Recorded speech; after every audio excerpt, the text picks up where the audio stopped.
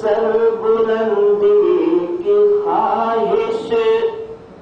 ہے دل میں، اگر سر بلندی کی خواہش، سر بلندی کی خواہش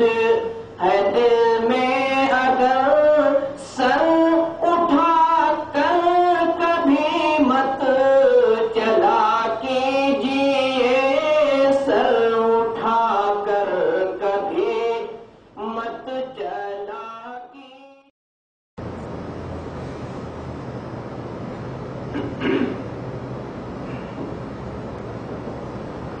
السلام علیکم ورحمۃ اللہ وبرکاتہ۔ الحمد للہ نحمده ونستعینه ونستغفره ونؤمن به ونتوکل علیہ ونعوذ باللہ من شرور انفسنا ومن سیئات اعمالنا، من يهده الله فلا مضل له ومن يضلل فلا هادي له، واشهد ان لا اله الا الله واشهد ان محمدا عبده ورسوله،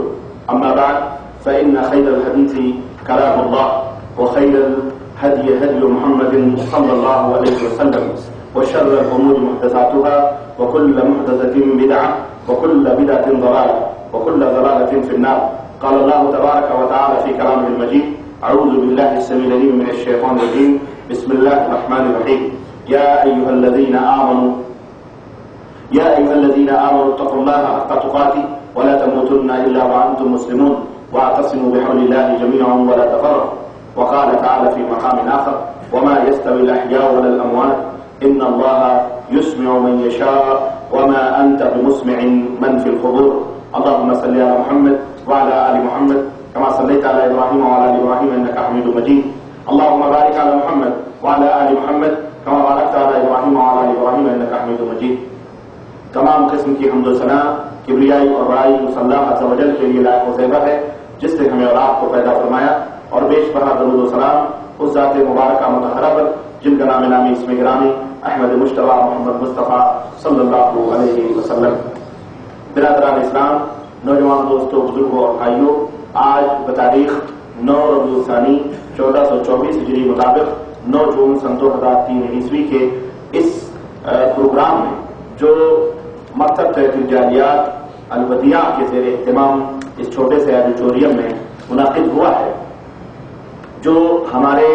چوتھے علمی دورے کا یوں سمجھیے کہ یہ آج کا 25واں اجلاس عام ہے جو زیر اہتمام مکتب تحفیظ جالیات صنایع جدیدہ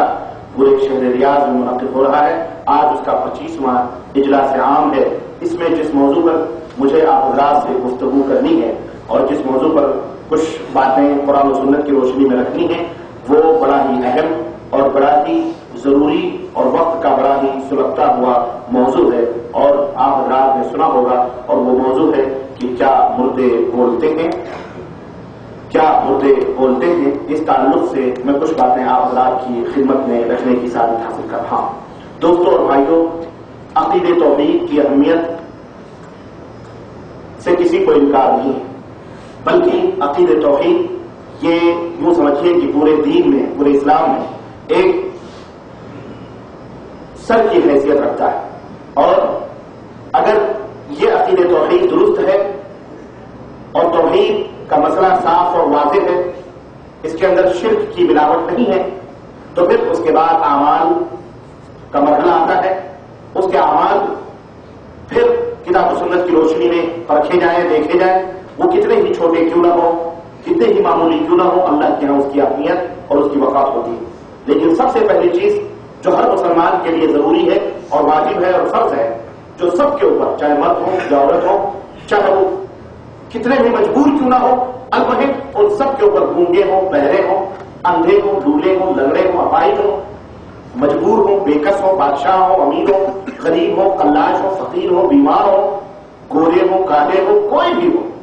کسی بھی ملک، کسی بھی وطن، کسی بھی جنسیت، کسی بھی نیشنلٹی کے سے تعلق رکھنے والے ہوں، کسی بھی وطن سے تعلق رکھنے والے ہوں، اگر وہ اپنی نسبت اسلام کی طرف کرتے ہیں تو ان سب کے لیے یہ ضروری ہے کہ وہ عقیدہ توحید جو اللہ اور اس کے رسول نے بتلایا ہے اس کو ضروری طور پر تسلیم کریں اور اس کے مطابق اپنے دل کے اندر یقین کے ساتھ اس کو گرہ لگا لیں، باندھ لیں، اور اسی کے اوپر اس کی تمام اعمال کی بنیاد رکھیں۔ اس عقیدہ توحید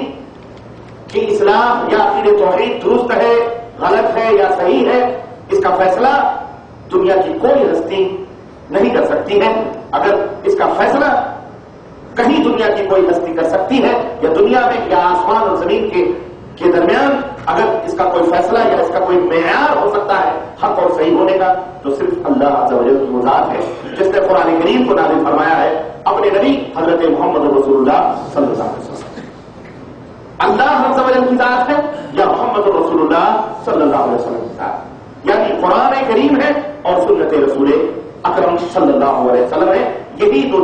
چیزیں ہیں جو معیار حق اور باطل ہیں، حق اور باطل کا معیار ہے، شناخت ہے، پہچان ہے، جن سے ہم اپنے ایمان اور عقیدے کو جانچ سکتے ہیں، پہچان سکتے ہیں کہ ہمارا ایمان اور عقیدہ صحیح ہے یا غلط ہے، اور کس اندازے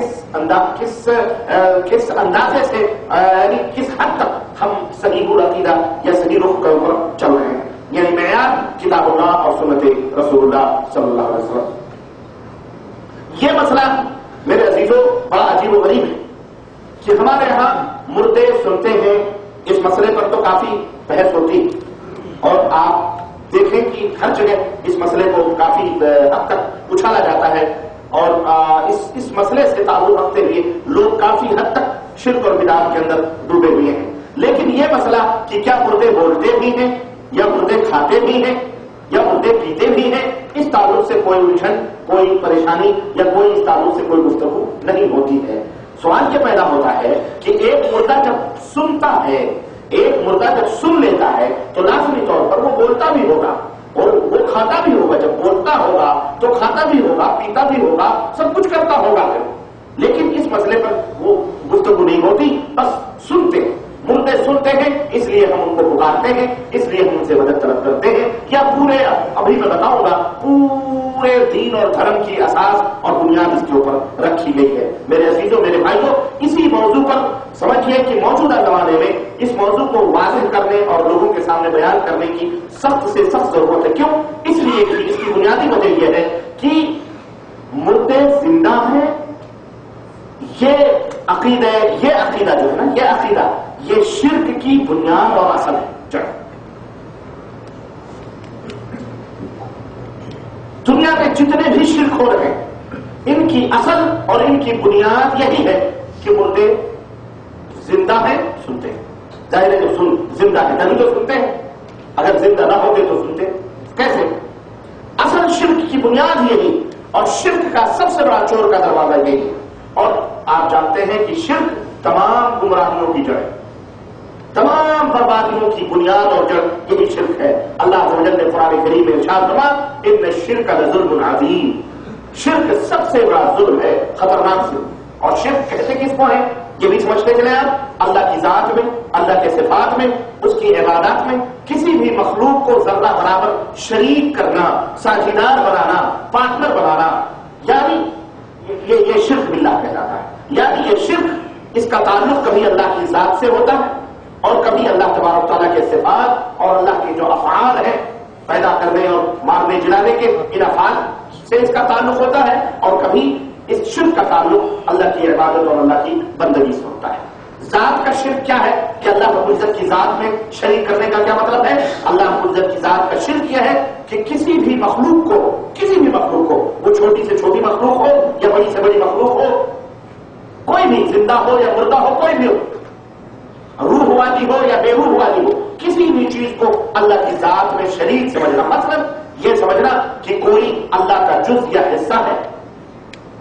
اللہ نے اپنے سے کاٹ کر کسی کو بنایا ہے، یا یہ سمجھنا کہ اللہ تعالیٰ